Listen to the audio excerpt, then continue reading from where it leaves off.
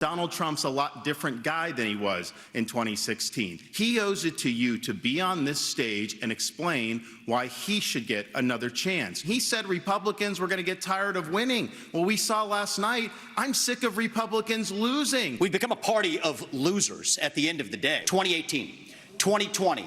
2022, no red wave that never came. We got trounced last night in 2023. For everybody that's protesting on these college campuses in favor of Hamas, let me remind you something. Hamas said death to Israel and death to America. They hate and would kill you too. Are you persuaded by President Zelensky's urgent new plea? Where do you stand on more funding? I'm absolutely unpersuaded. And I'm actually enjoying watching the Ukraine hawks quietly, delicately tiptoe back from their position as this thing has unwound into a disaster. And sort of frame this as some kind of battle between good versus evil. Don't buy it. Putin and President Xi are salivating at the thought that someone like that could become president. No, I don't think we should give them cash. I think we should give them the equipment and the ammunition to win. This is not a choice. This is the price we pay for being the leaders of the free world. And the fact is, this alliance is not just with Russia and China. Any suggestion by Zelensky or anyone else that we're going to eventually have U.S. troops there, I can tell the American people when I'm president, that will not happen. If we can eliminate TikTok, that is a first step. But it's not just TikTok. They're literally stealing our IP to compete against us. My administration, we stopped that day one. TikTok is not only spyware, it is polluting the minds of American young people. And this is one of the big failings among many of the Trump administration. He talked tough about TikTok. I heard him do it many times.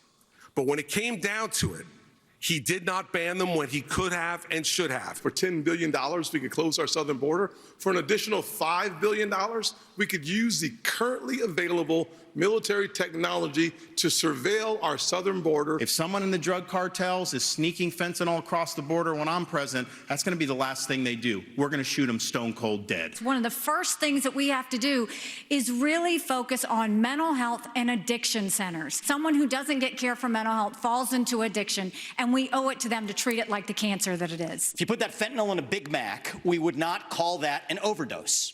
You'd call it what it is. It's closer to bioterrorism. And I say that because as it uniquely relates to this crisis, that does warrant more aggressive means to deal with it. Abortion rights supporters saw victories in Ohio and Virginia. How do you see the path forward for Republicans on this issue? I think of all the stuff that's happened to the pro-life cause, they have been caught flat-footed on these referenda, and they have been losing. But let's just be clear.